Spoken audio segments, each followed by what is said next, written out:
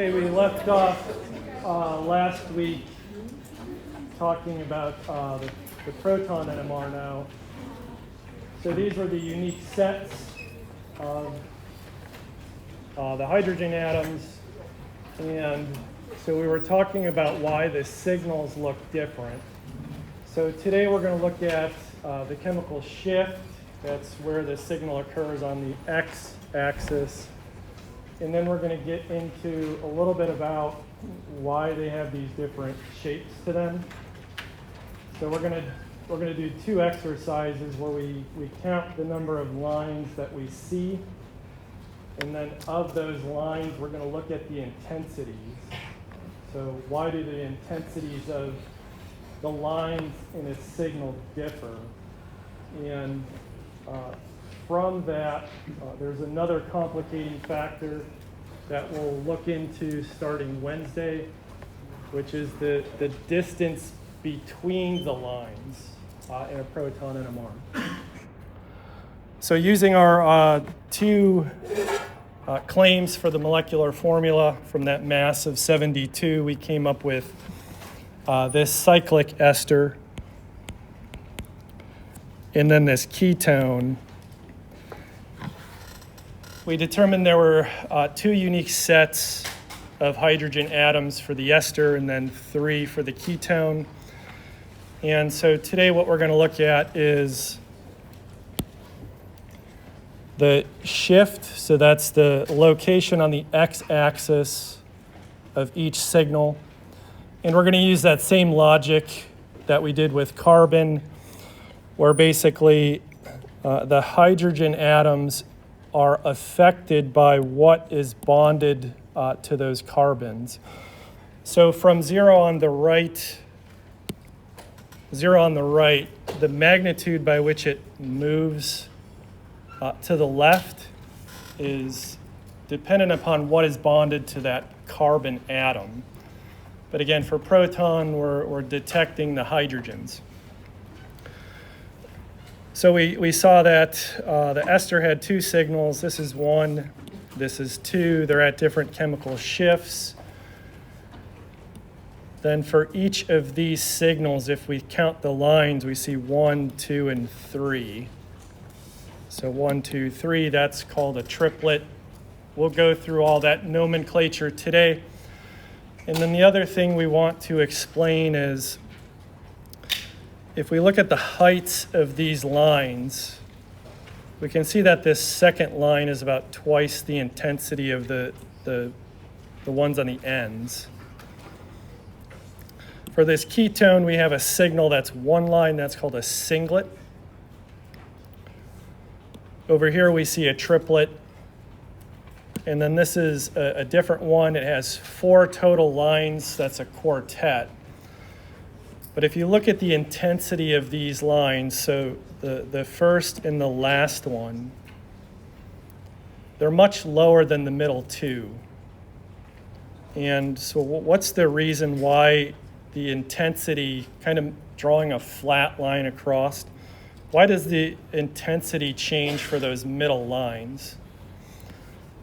And that relates to how the NMR signal is detected to begin with, and that's the nuclear spin.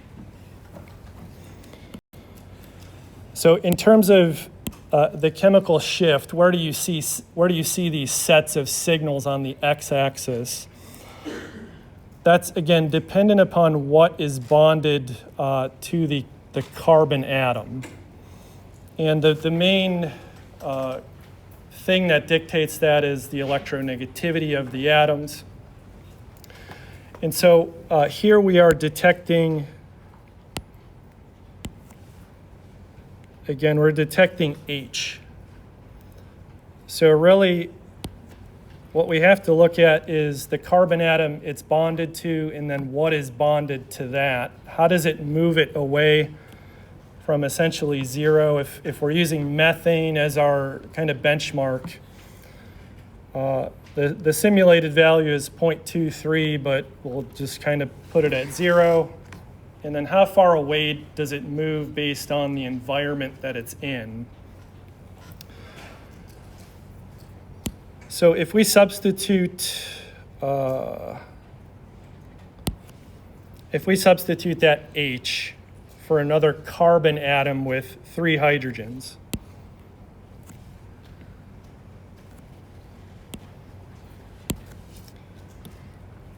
we now see that the proton signals move to 0.86. So if we take that number minus that, that's about the difference. So every carbon that we attach is going to add about that much to an extent. It's not a linear relationship. So we'll see that as well. Things kind of die off the more atoms that you add to a carbon. And then moving across period 2,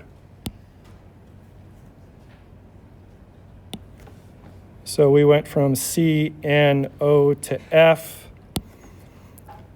You can see that the H signals now move further away from 0, and that's correlated to the electronegativity of whatever that atom is that's affecting the hydrogen shifts. And with our halogen series, so now we're moving down that group of halogens. Because the electronegativity is decreasing, you can see that iodine does not have a really as big effect as fluorine.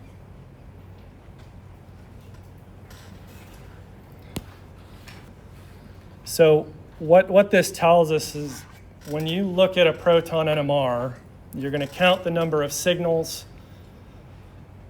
That gives you your sets.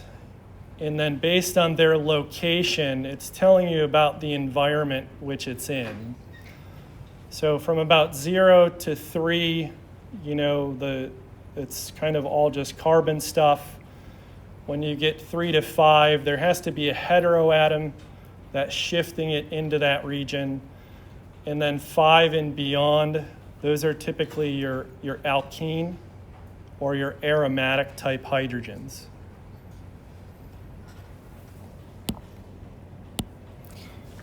So any questions on sort of where we see things? So empirically, this sort of table is known as Schuler's rules, where Schuler got a bunch of NMR data and started looking at the trends and seeing how each group then affected the chemical shift. So nowadays, people use computation and more theory to actually theoretically predict where something should be based on the electronic environment of the atoms around the proton.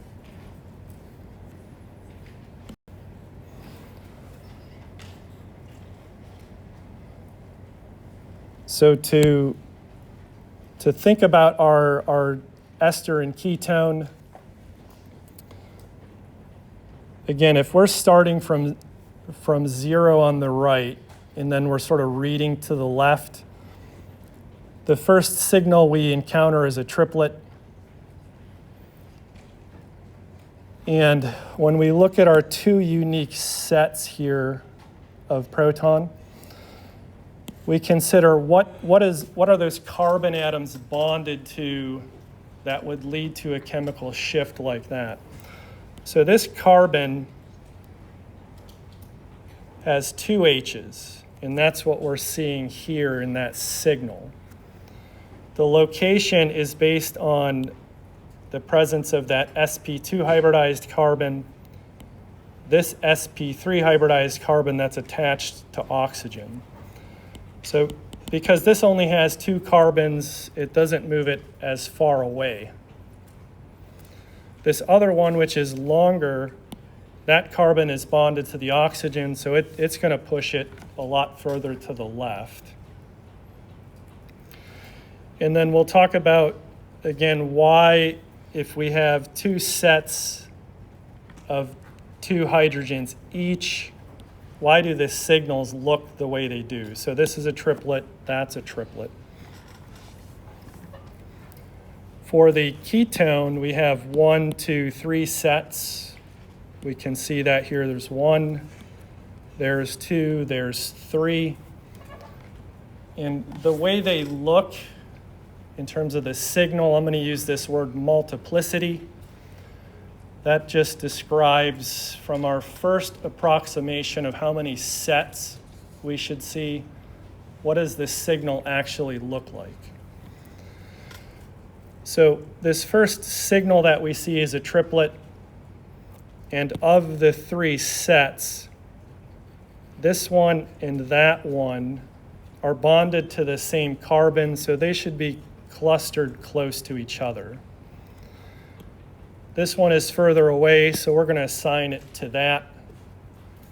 And that should make sense because it's only bonded to one other carbon. So it doesn't move it too far away from 0. Of the remaining 2, we have 1 that is only bonded to carbon. So it shouldn't move it as far, and it would be that one. This one that's further is bonded to carbon and carbon. So those little differences are what resolves the signals that we see. And the reason why that the signals occur or look different, we'll talk about the spin information. So the spin can be sort of up or down, and how that affects the signal that we're looking at. Yeah, right there on that one.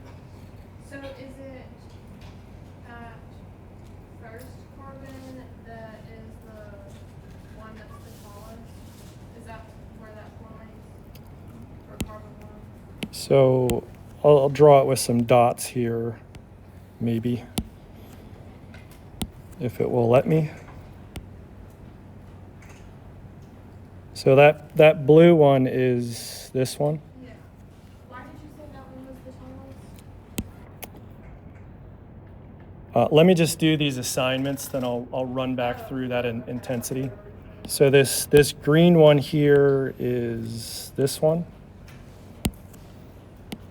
And the yellow one is that one. So those are the assignments. In terms of the intensity, in terms of like how tall the signal is on the y-axis. So the y-axis in NMR really doesn't have a unit like mass spec or IR did. There's a couple things we'll interpret from the y or the x-axis. The height can be proportional to the number of protons. Again, when we did the unique sets and their ratios. For NMR interpretation, we call it integration instead of ratio. So if I say that blue one belongs to that signal has 3 hydrogens. That's its integration. So in terms of, the baseline here, there's no signal, then it goes up to a point, it comes back down. There's no splitting. We can think of that as one line. So we call that a singlet. Those are typically going to be tall because of the area of the hydrogens associated with it. So look at the yellow one. We said the yellow one was a methyl group. That's 3 hydrogens as well. Notice the height, this versus that, that's not as tall. So you could ask the question, if these are both worth 3, why isn't the height the same? What ends up happening, because the signal is split, if we were to take the area under that curve here, it would have the same area under there. But because there's more lines to that, the area is spread out more. So we really can't interpret things too much on the height of these signals. It's more of the area, which is the ratio. So this slide shows us a summary of the chemical shift regions for both carbon in the second column and then the proton in the fourth column.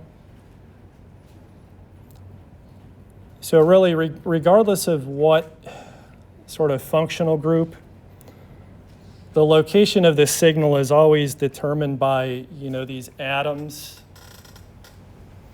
that are bonded to it, and then that is dictated by electronegativity. So what I want to help you with in interpreting this is when you see a signal in a certain region, think about the carbon hybridization, and then think about the possibilities for attached hydrogens.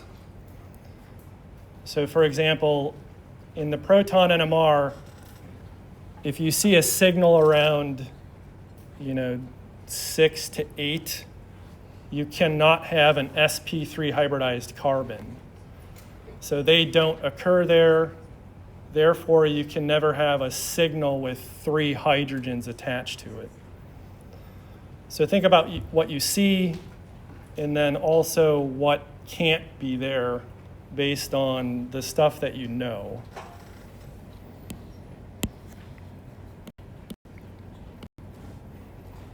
Would you mind going back to the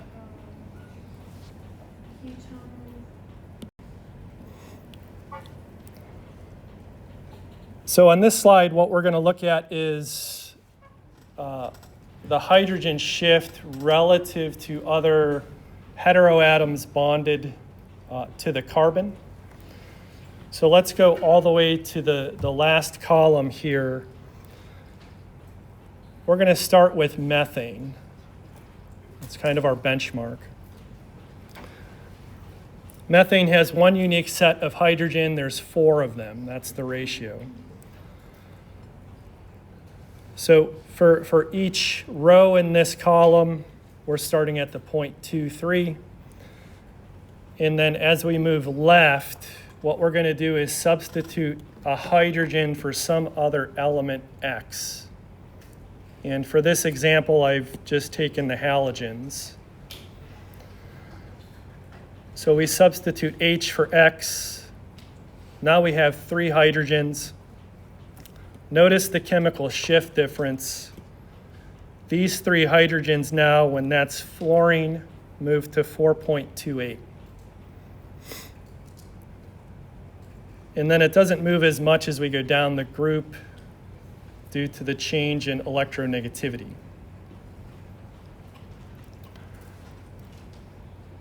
What happens when we take a second H and substitute it for the same thing? So this column now has 2 of the same halogens. Notice the difference. If we say roughly this first change was about 4, just making life easier for ourselves, you would expect that doing a second substitution, it should be 4 plus 4 or 8. But in reality, it's about 6.5.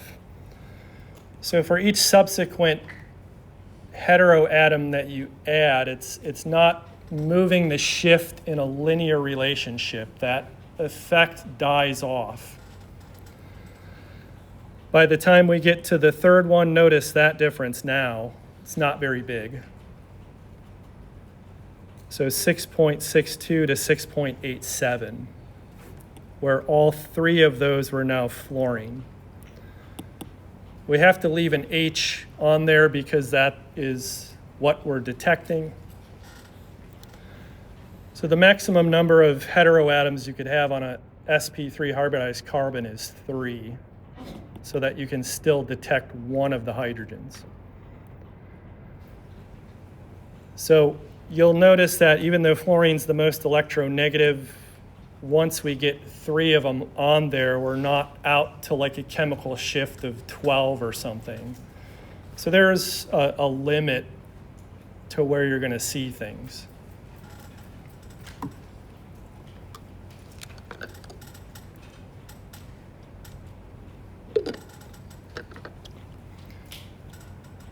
the other point I want to make about this is the fuzziness of these boundaries of where you see functional groups. So a signal at 6.87, if I were to look at that, I would say that's probably belonging to some sort of alkene, just because that's normally where they occur. But again, the electronic environment will affect where you see that shift.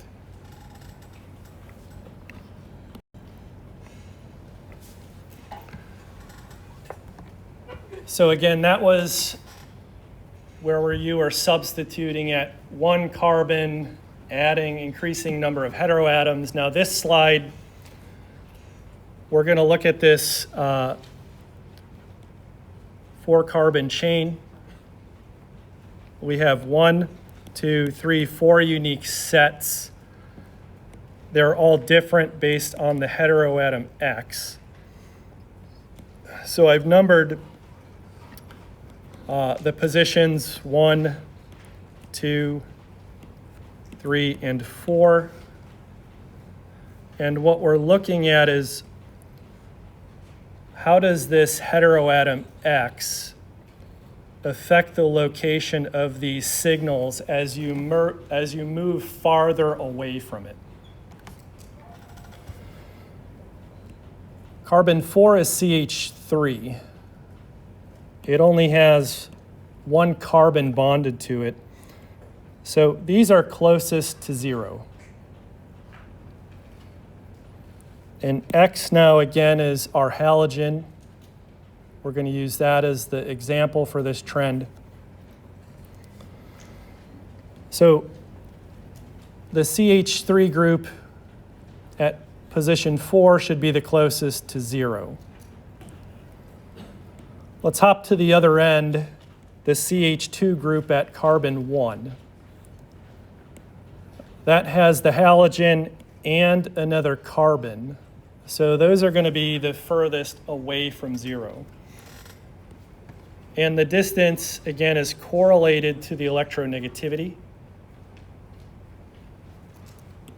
So in terms of the NMR speak, those were downfield. The CH3 at position 4 was upfield. So how does that electronegative atom affect positions 2 and 3? What you'll see as you move farther away, the sort of distance dies off. It doesn't move it as far to the left. So one way to think about that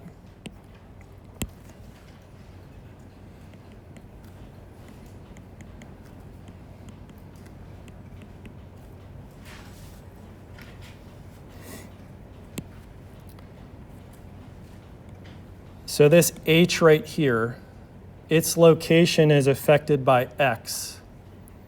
If you count the number of bonds, that's 1, 2 bonds.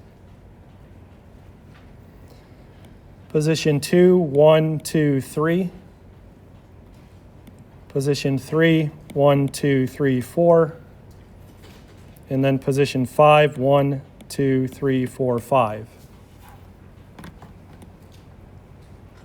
So the magnitude of electronegativity dies off as you move further away from that element, and it does not affect the chemical shift as much. So I like to think of that as a tug of war. So X is really strong. Whatever is closest to it feels it the most. And then if you want to climb the corporate ladder, you hang at the end here and you do none of the work, you don't feel anything. So again, we're looking at how do these different things affect the chemical shift. That's where we're going to see it on the x-axis.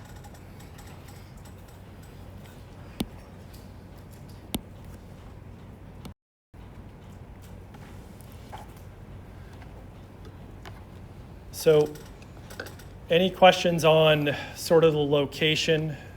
based on the presence of heteroatoms.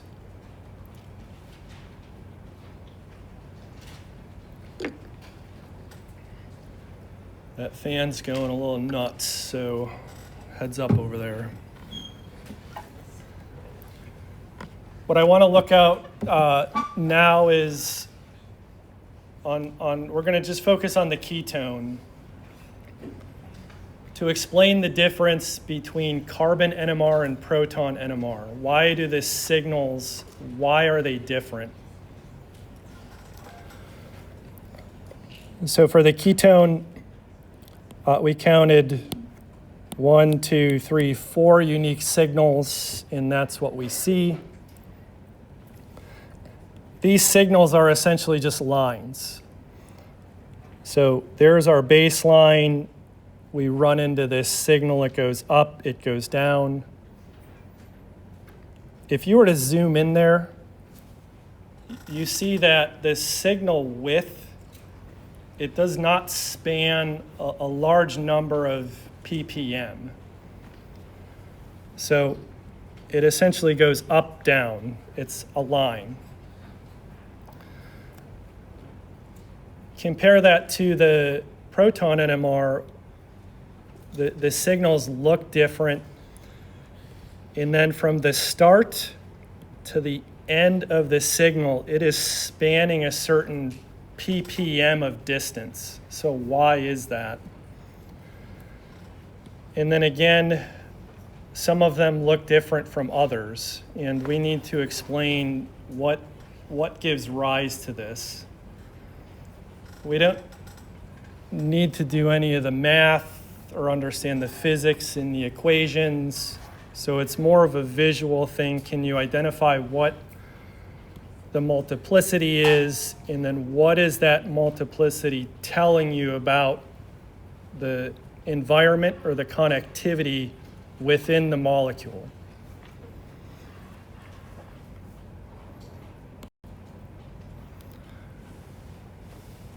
So what gives rise to a signal in the NMR to begin with? It's this difference between the number of neutrons and protons in a nucleus. So since we're focused on carbon and proton, so Z is our atomic number for those elements. And it says NMR active nuclei. So notice these superscripts here, 13 and 1 are odd. So the difference between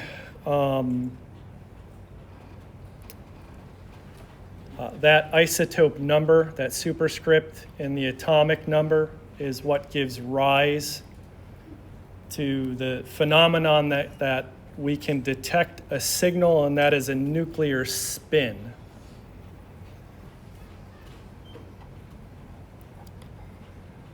This is the important thing here of why those signals look different.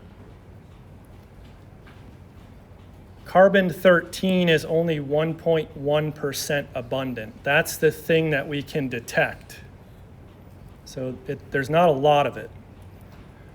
Proton 1H is essentially 100% abundant. So we can detect it because it's there in 100%. I show this column here just for your information, nuclear spin. Again, we're thinking of that as it can be spin up or spin down. So there's 2 spin states. When it moves beyond 1/2 to like 3/2 or 5/2, it gets wildly complex, and we're not going to be concerned with that.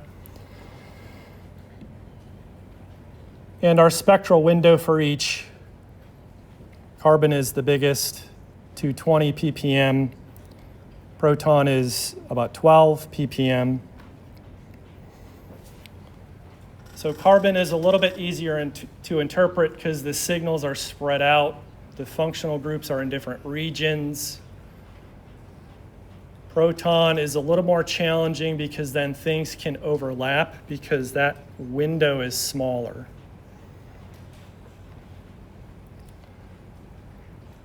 So one of the reasons why carbon is easier to interpret, so it's the yin and yang of life here, it's that low abundance.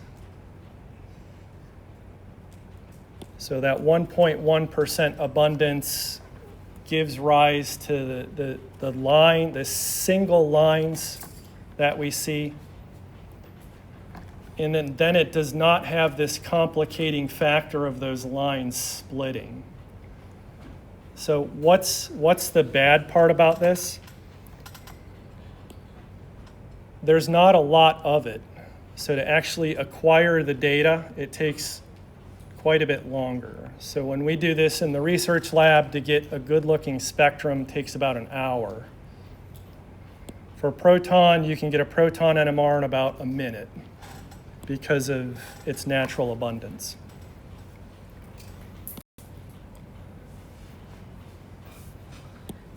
So there's our ketone. We see 4 signals. But what is the spectrum really telling us? You have 4 carbons, but remember the signal that we're detecting is C13. So the majority of the carbons are C12. They're not detected. So in the spectrum, you're actually seeing 4 different molecules.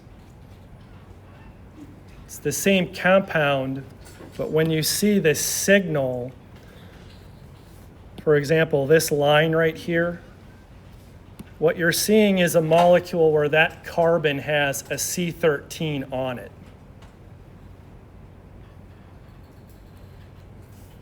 Then these other 3, based on the location, is where you're seeing that red ball.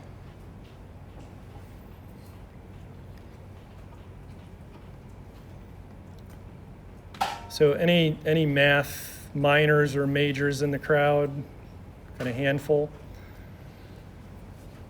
So the reason I drew these 4 molecules, notice that none of them have 2 of those red balls next to each other, because the probability of having 2 C13 labeled carbon atoms right next to each other from that low abundance is very low, about 1 in 10,000. So the molecule as drawn, all of those carbons are not C13 labeled. It's just based on the probability that each carbon has a C13 label within this big mixture of them that you actually see a signal. The reason that's nice is because of the spin. The nuclear spin which is detected is information, and information gets transferred. So this carbon atom is only detected. It doesn't feel any of the neighboring spins. So now with the proton NMR, because it's 100% abundant, the neighbor spin states are transferred to what you're seeing, and that leads to this splitting. That's why things don't always look like a line.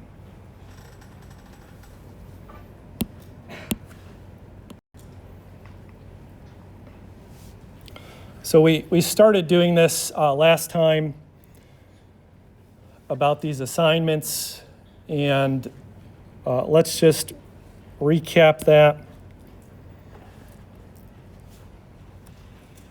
So for the most part, you can figure out these things sort of based on the chemical shift.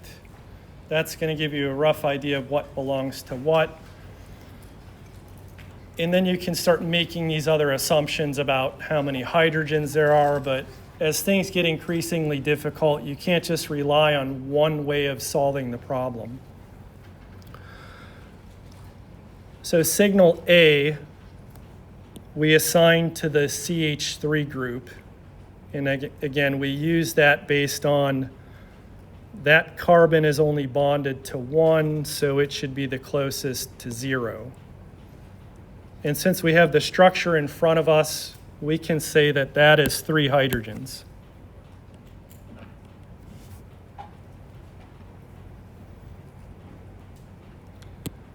Now these two were clustered together, so we were going to assign them B and C, but there was still some ambiguity about their ratios. Which one is 3 hydrogens, which one is 2? Based on the chemical shift information, C is only bonded to one other one, so it doesn't move as far. So therefore, we can assign that to 3 hydrogens.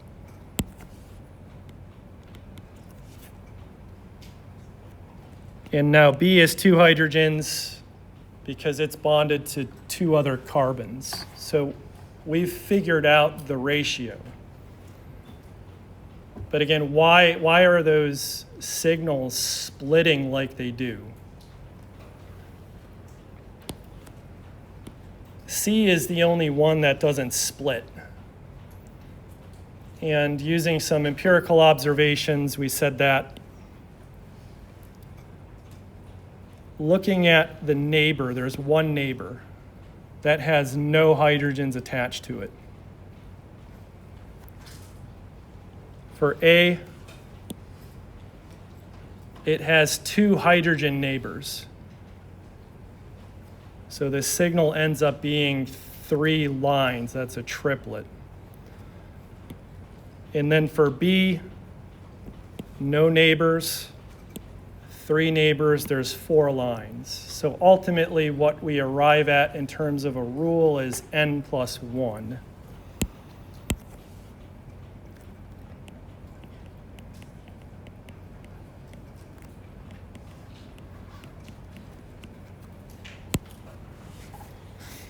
So I want to be pretty clear about sort of interpreting that. This signal, which we're calling B, it's that CH2 group. The ratio is those 2 hydrogens right there. The number of lines in that signal from this carbon, we have to look at every other carbon attached to it and then count the number of hydrogens. So that one has 0. This one has 3. We're seeing 4. So the trend is n plus 1. So 3 plus 1 is 4.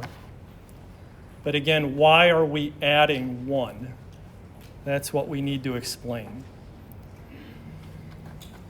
The other thing we need to explain is, if I draw that line,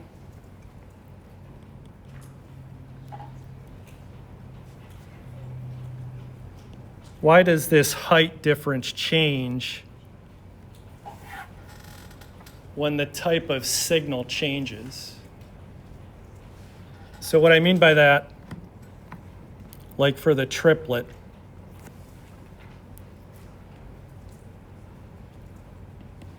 why doesn't the triplet look like that? Why is that middle line higher than the end ones? And the same reasoning for the quartet. So your first approximation, you find the number of sets you should see, what are their ratios. Then you have to look at the neighboring number of hydrogens to see how that signal is going to split. And then as we dig a little bit deeper, why do the height intensities change? And then the thing we'll get to on Wednesday, it's kind of hard to see there, but I'll expand it a little bit.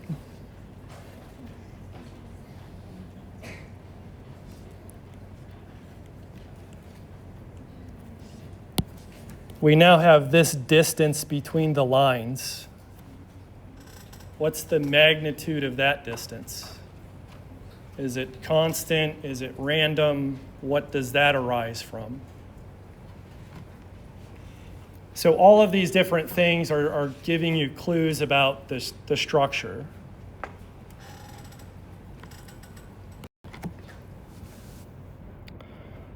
So we'll run through these questions pretty quick because we sort of talked about the logic already.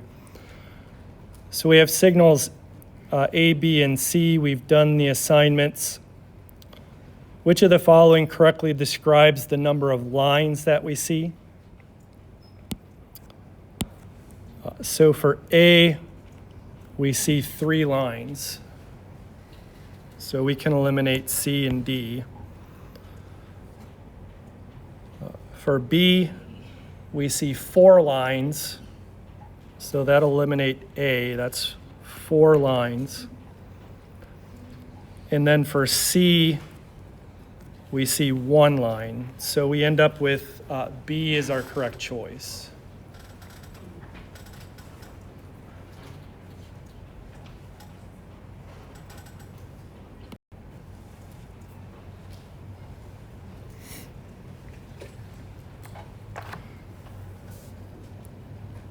So the way that I think about this is from the uniqueness set, that's a first approximation of what you would expect to see.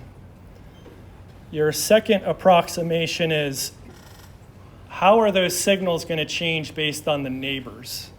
That's the splitting. And then from that are the little more nuanced things that we'll get into. The +1 of the n+1, why does that arise?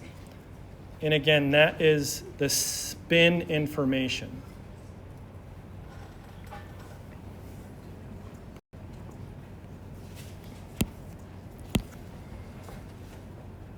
So from the number of lines that we counted, those signals will have certain names.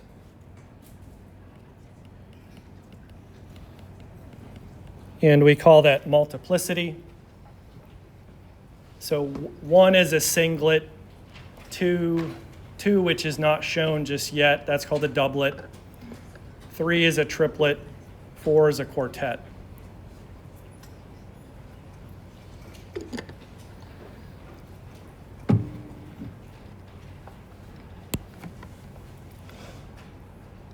So as I said,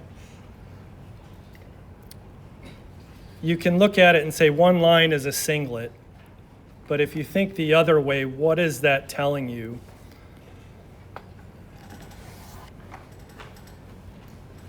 Because that signal occurs as a singlet, it's telling you that there's no neighboring hydrogens.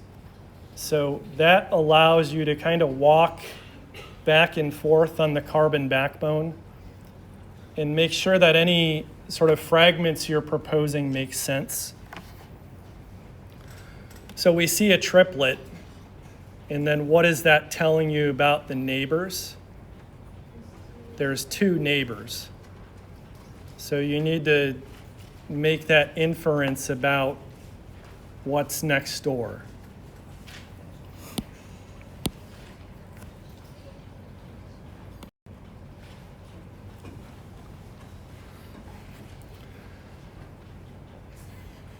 So again, the second approximation arises because those neighboring hydrogens have spin information, where the spin can be up or down. And as we saw with, that heteroatom X moving through bonds, the spin information of the neighbors goes through the bonds to the signal you're looking at. And because there's 2 spin states, that's going to give rise to this n+1.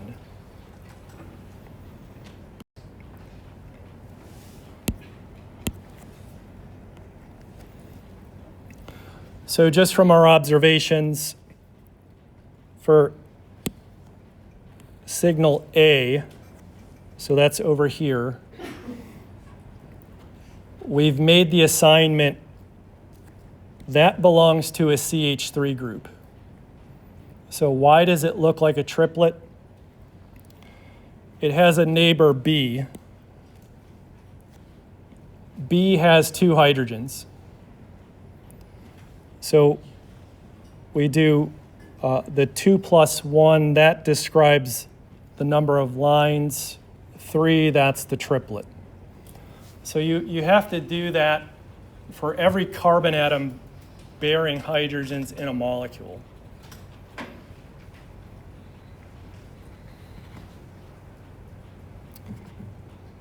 Questions?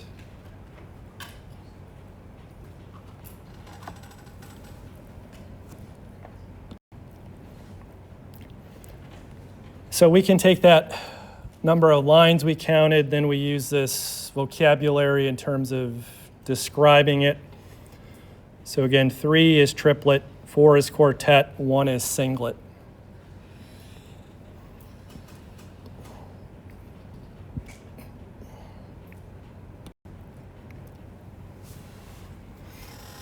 So this table gives us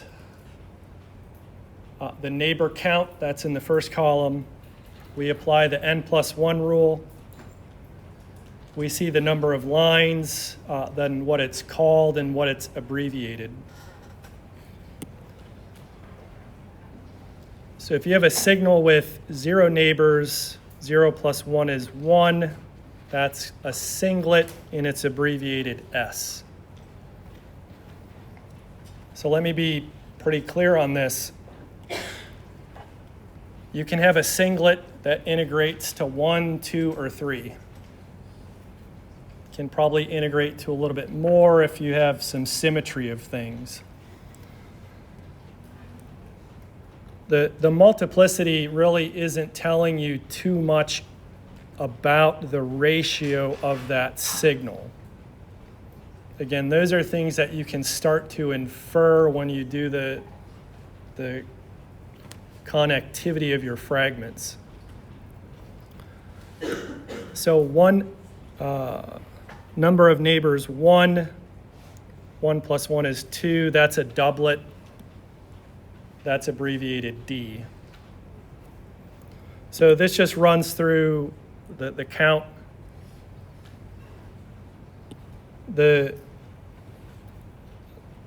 When you get sort of beyond 3 neighbors, because 3 neighbors is a methyl group, right? Quartet is kind of your maximum. We'll run through a case where you can have these higher order ones, but generally when you have more than 3 neighbors, you don't really see a lot of these type of signals. Just because for that to arise, all of those neighbors have to be the same. And usually that's not the case.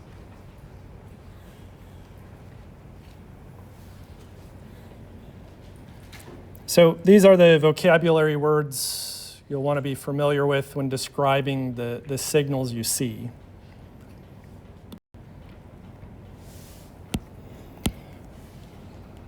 So let's consider propane.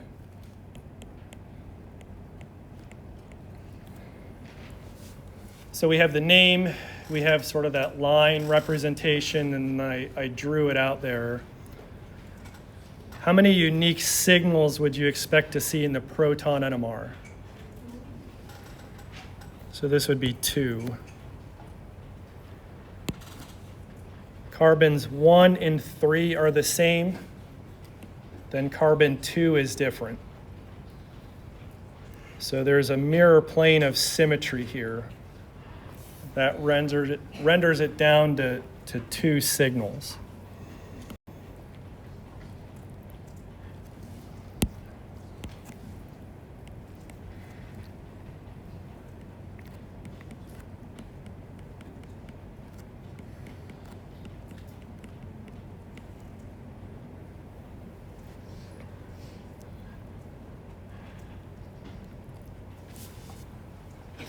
So of the 2 signals, they're going to have a ratio or integration of 6 to 2. What would you expect the methyl signal to look like?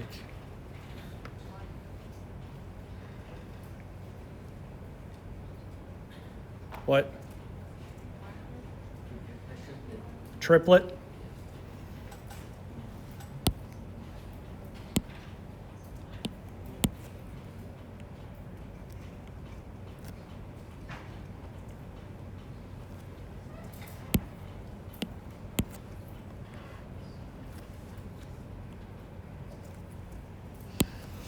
So the blue ones are the same. So to a first approximation, that's one signal. They have two neighbors, so 2 plus 1, that's your triplet.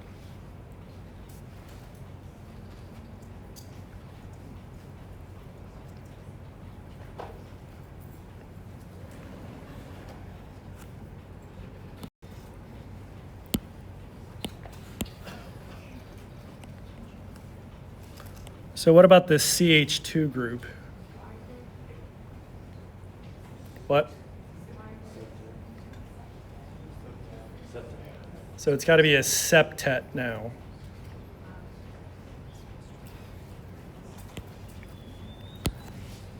You're doing the total number of neighbors.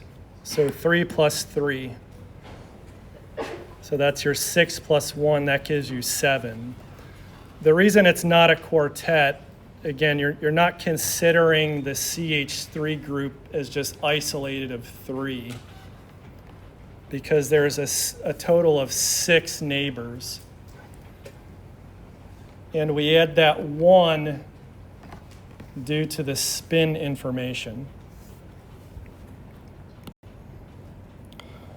So here's a simulated spectrum of that.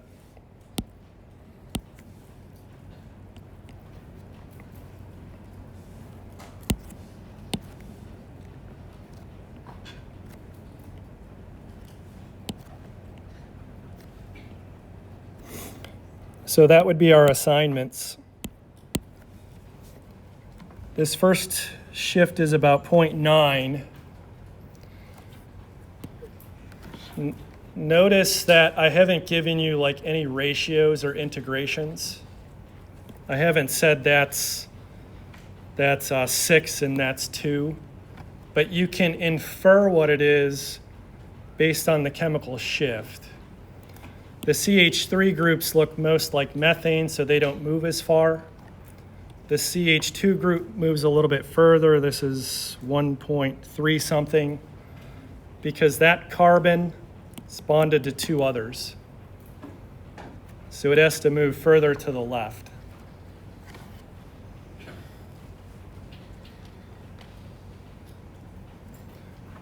So we said that the methyl groups should be a triplet, right? So we can count that 1, 2, 3 because of those 2 neighbors. What about this? Can we count 7 lines here? Yeah, if you zoom in like right here, see that little blip? So 1, 2, 3, 4, 5, 6, 7.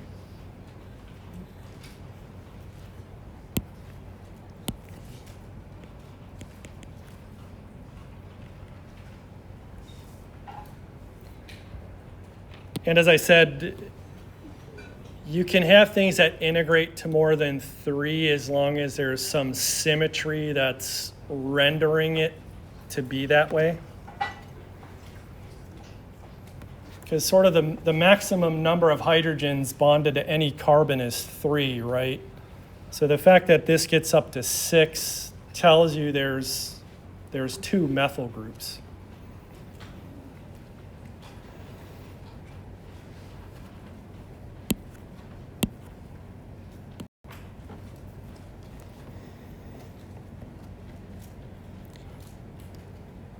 So why don't you consider C3H7Br? How many structural isomers does that molecular formula have?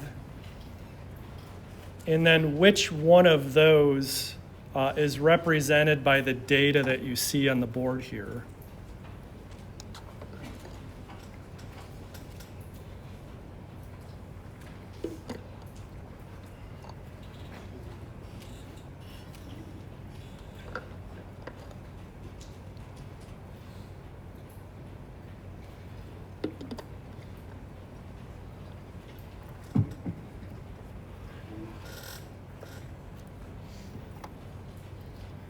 So let me ask a couple lead-up questions. How many degrees of unsaturation does that molecular formula have? What? So 0 degrees of unsaturation. So whatever you draw, there's no pi bonds, there's no rings. How many different isomers can you draw for that?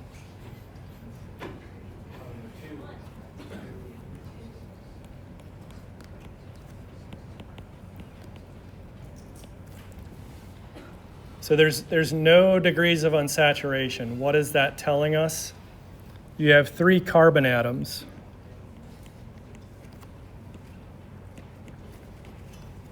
That's how you have to bond them. Then you got to shove a bromine in there. So put it at the 1 position and then put it at the 2 position.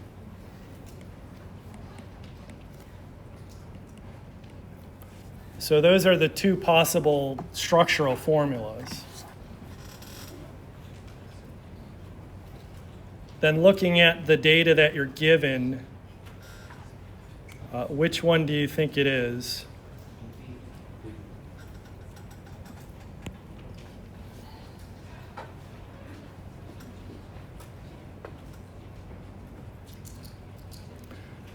So there's a couple different criteria or parameters that will help you arrive at that.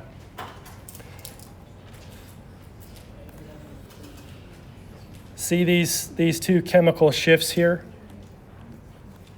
That's 2 sets.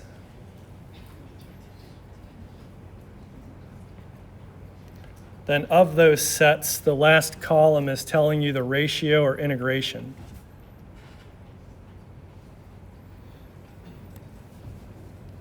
How many unique sets would this one have? How many? 3. This would have 3. So once you draw your structural claims, you can look at the data that's provided and try to make an elimination that way. Because this only has 2 unique sets, it has to be that one.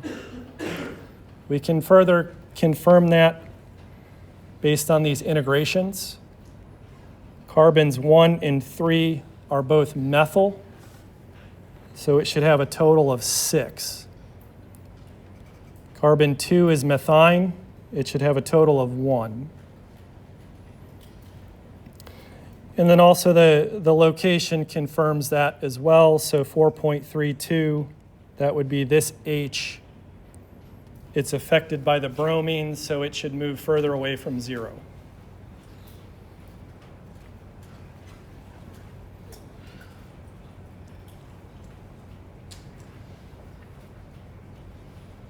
So those are good ones to practice on, but things will get a little bit more complicated.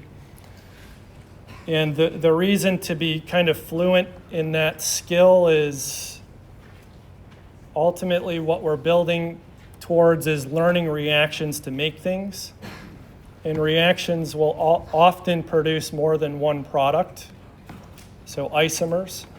How do we differentiate those isomers?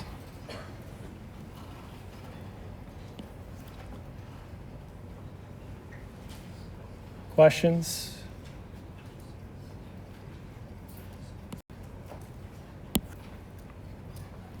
So let's see. Yeah, now the next thing I want to talk about was that intensity.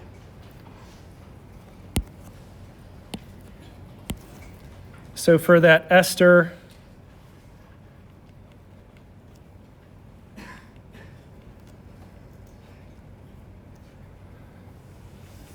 that height difference between the lines on the end versus the one in the middle, why is that one in the middle essentially twice as tall? For this ketone, that height difference, it's not twice as tall. So based on the multiplet that we're looking at, the height intensities of the internal lines become different. So what's the reason for that? Why isn't there just this one thing I can memorize and forget? It all gets back to the spin information, the spin states of the neighbor. The first thing we'll do is just look at what is the trend of the line intensities. See where we're at. Okay. That trend is dictated by what's known as Pascal's triangle. When you have no neighboring hydrogens, your n+1 is 1, that's a singlet. There's only one line, so the intensity is 1.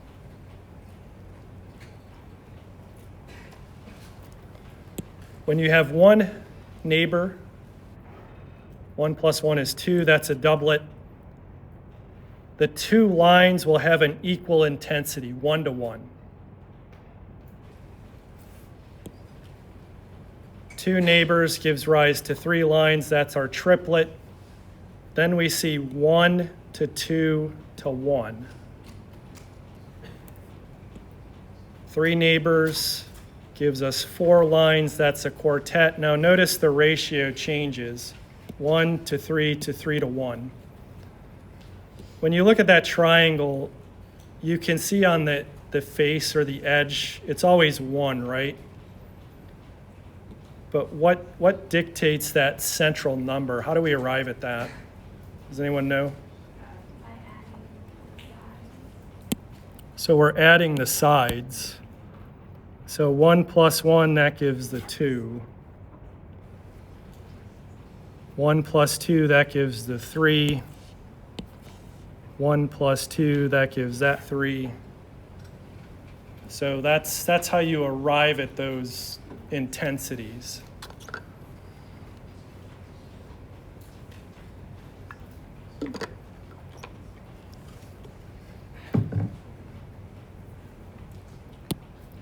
So as I said, the quartet is kind of the cutoff.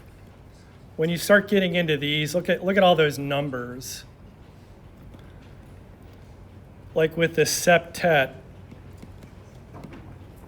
the area kind of under the 1s is so low you might not even see it because it doesn't rise off the baseline.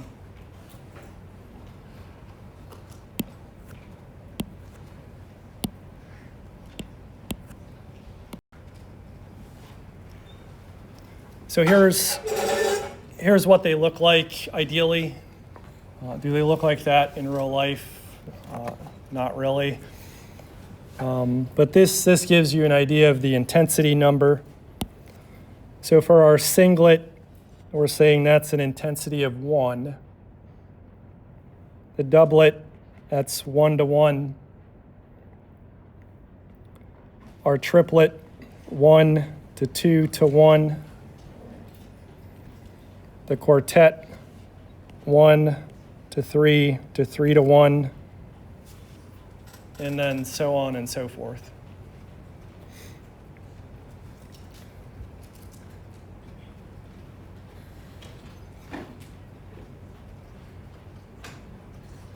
So a lot of the times you just eyeball that stuff. You're not really looking for a hard measurement of the height because that the y-axis in NMR really doesn't have a unit. Really, we're concerned with the signal location, the chemical shift, and then the area, so the area under that signal. Is it the area under all of the signals combined or just like the pulse peak? So yeah, for this doublet, it's the area under both of these. That, again, we call it integration, but that's the ratio from our uniqueness set.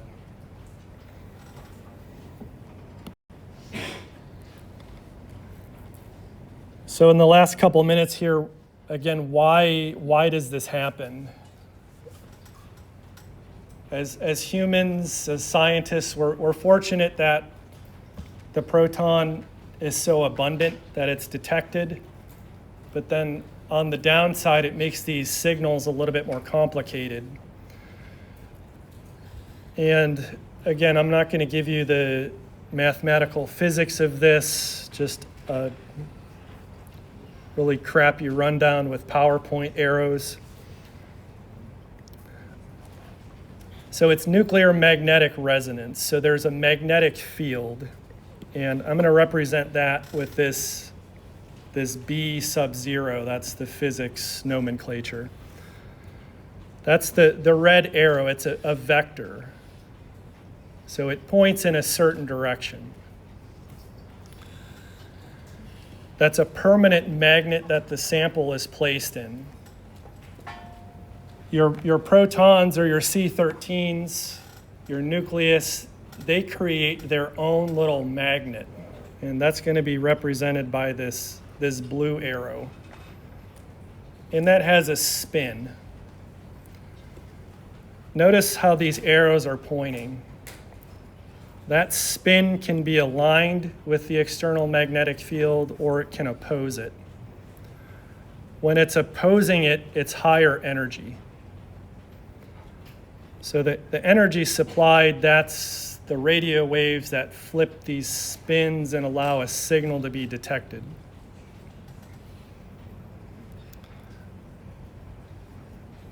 The signal you are interested in, the reason it splits is because you have these neighbors with their own spin states that are affecting the thing you're looking at.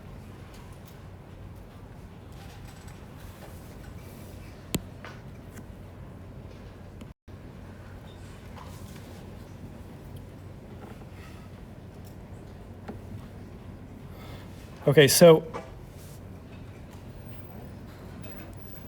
let's run through this for the first singlet, doublet, triplet.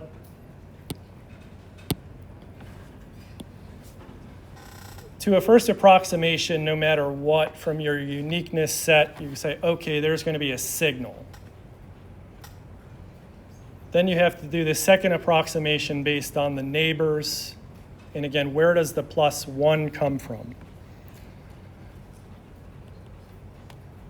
Say you have this signal that's a singlet. Next to it, there's one hydrogen. That hydrogen's spin state can be aligned or opposed to the external magnetic field. So you have the big magnetic field, then you have this little neighbor magnetic field, and it's affecting the thing you're looking at. So if I put a line here,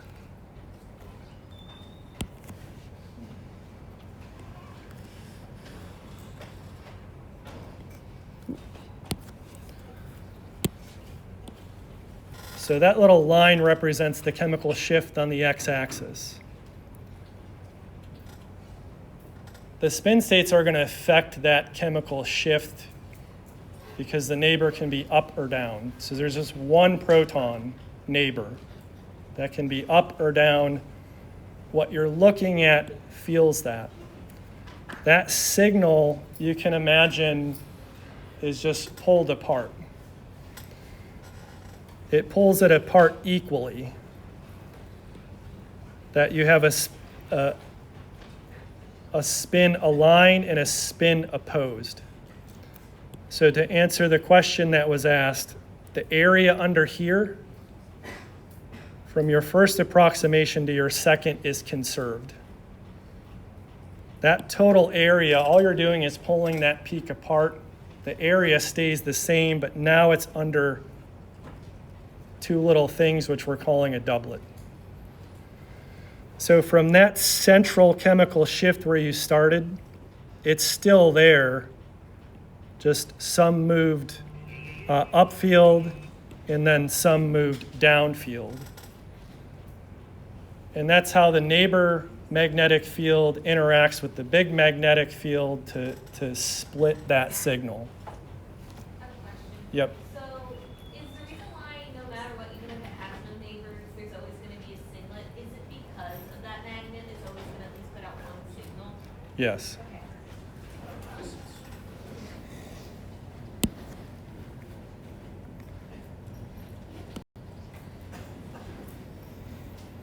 So why does the triplet have an intensity of 2 of that middle signal?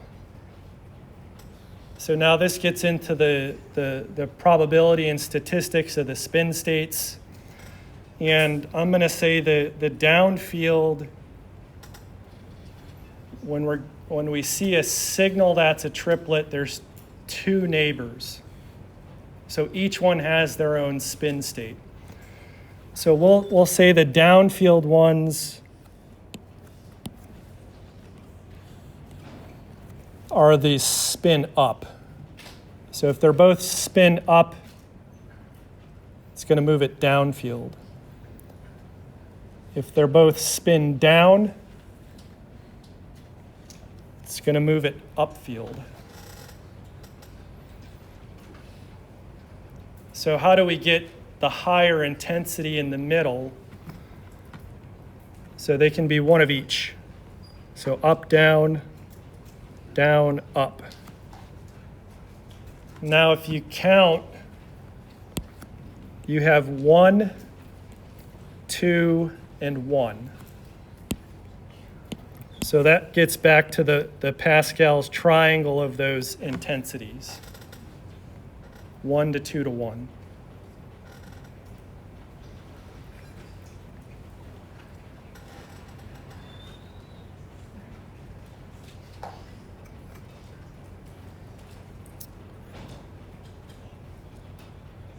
Questions?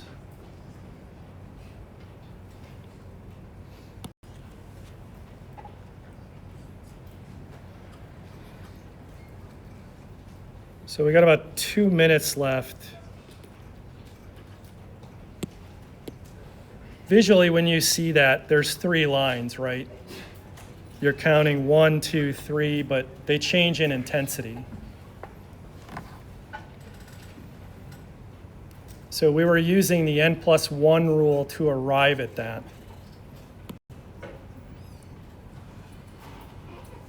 I won't draw these out here because it's on the next slide, but I want to make another point related to all of this that connects to the n+1.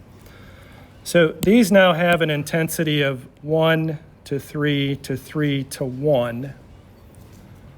And it's a combination of those different spin states.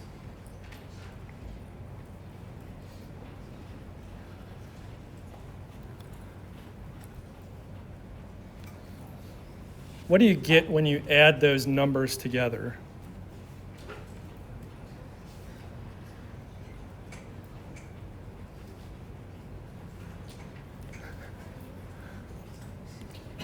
Eight.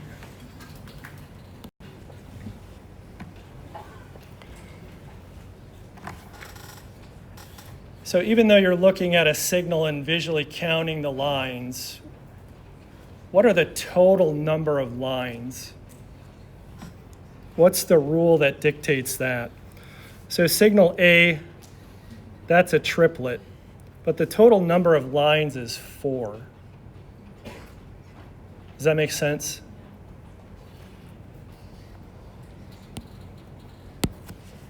See how this is 1 to 2 to 1? This was 1 to 3 to 3 to 1. Some of those lines are doubled up, right? So the total number of lines is dictated by N2.